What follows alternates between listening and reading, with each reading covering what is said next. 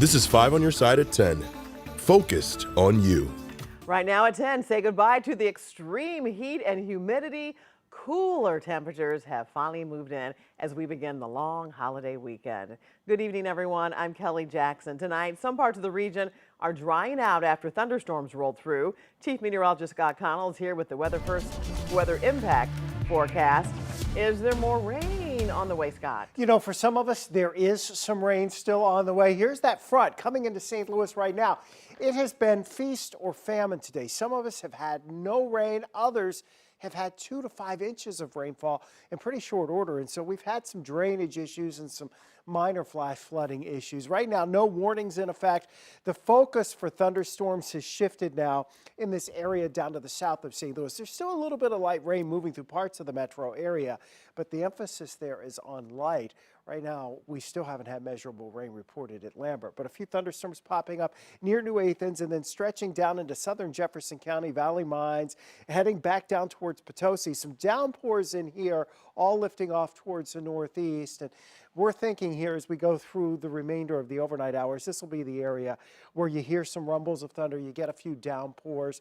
If you're lucky enough, you get a decent rain that helps out the garden, the lawn, but for most of us, we're not going to see a lot more around the St. Louis area. There still could be a little bit of lingering showers through the overnight hours, just some downpours and rumbles, nothing severe. The rain will shift south tomorrow, and yes, Kelly, it has cooled down a bit. That's the good news. All right, thank you, Scott. Tonight, a St. Louis family is mourning the loss of a young mother killed in a wrong-way crash overnight. It happened on westbound I-70 near Jennings Station Road. New tonight, Robert Townsend talked to the victim's family.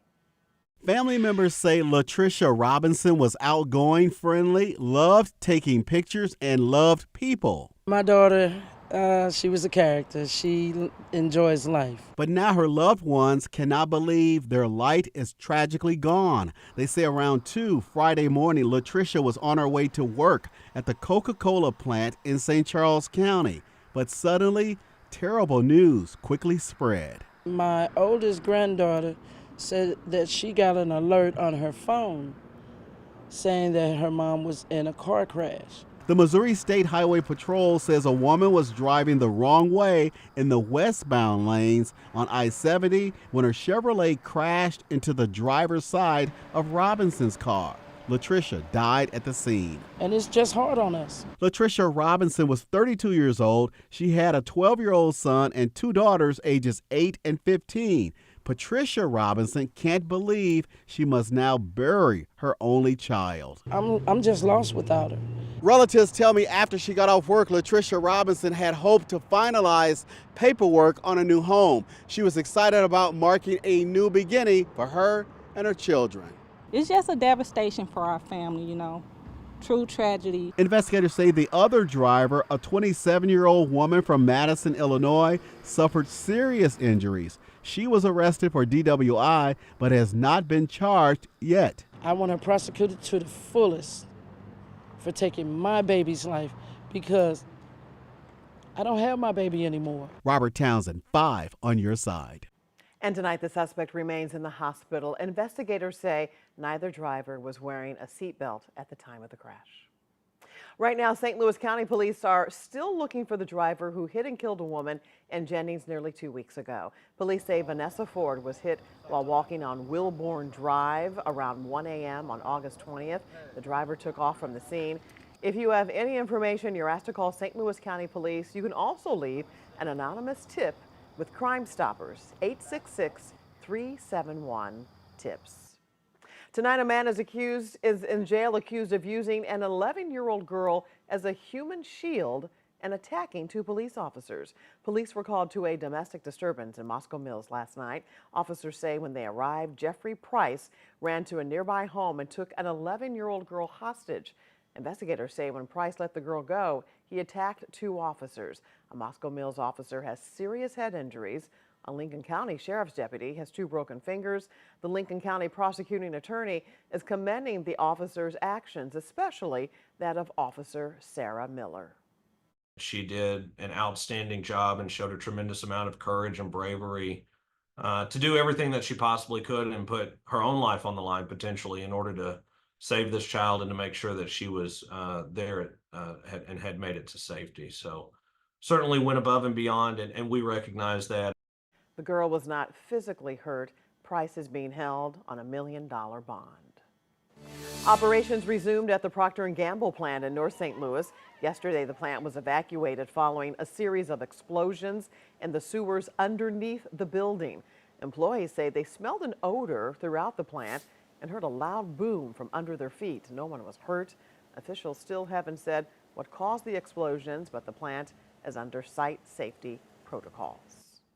The EPA has updated its plans for cleanup at Westlake landfill. The site's been contaminated with radioactive material from World War II.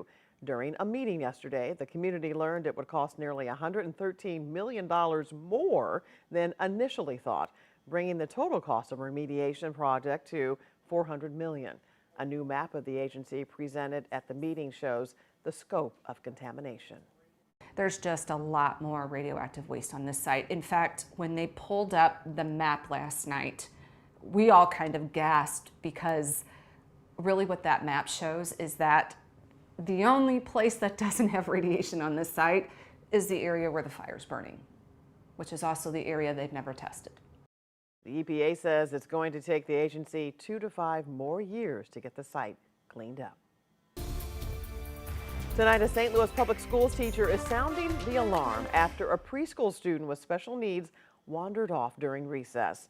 A teacher who wants to remain anonymous tells us there were 2 teachers supervising when the student took off from Patrick Henry Elementary last week.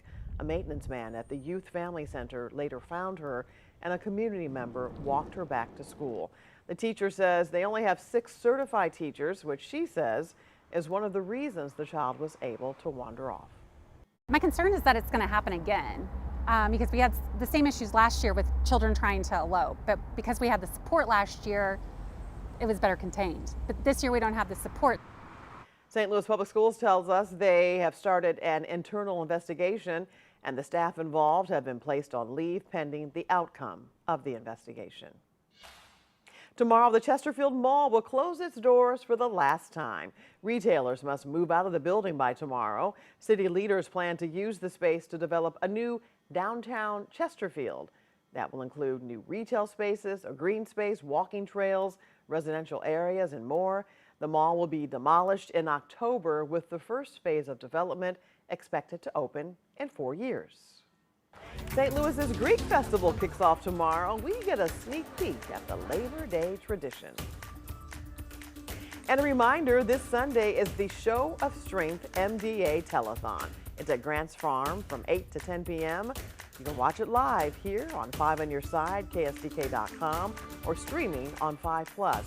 And all money raised helps people fighting neuromuscular diseases in the St. Louis area.